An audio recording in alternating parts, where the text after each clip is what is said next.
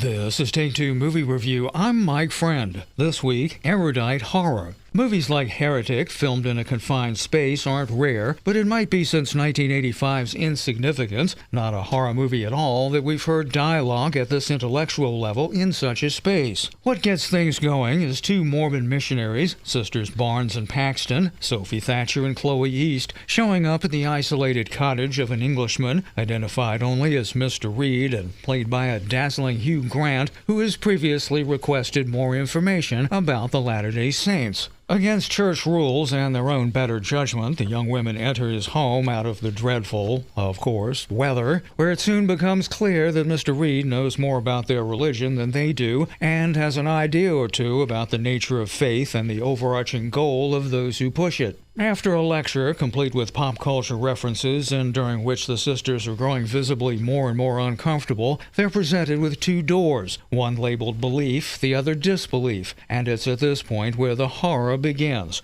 It's not a spoiler to disclose that both doors lead to the same dungeon, which you might have figured out based on the prior conversation. In the trials the sisters have to face to survive, there are tricks, misdirection, and gore to be sure, but there's a lot more going on here. Women have a familiar place in slasher pictures, they have a place in religious hierarchy too, and a lot could be said about the similarities. These young women don't fit any mold, and Mr. Reed is a lot more than a militant atheist troll. Heretic may send you running for Wikipedia. I'd actually love a rewatch. It's smart, nuanced, and has no answers, but it might have the keys to asking better questions. This has been Take Two Movie Review. I'm Mike Friend. Catch up with us at take2moviereview.com and feed us back on our channel on YouTube.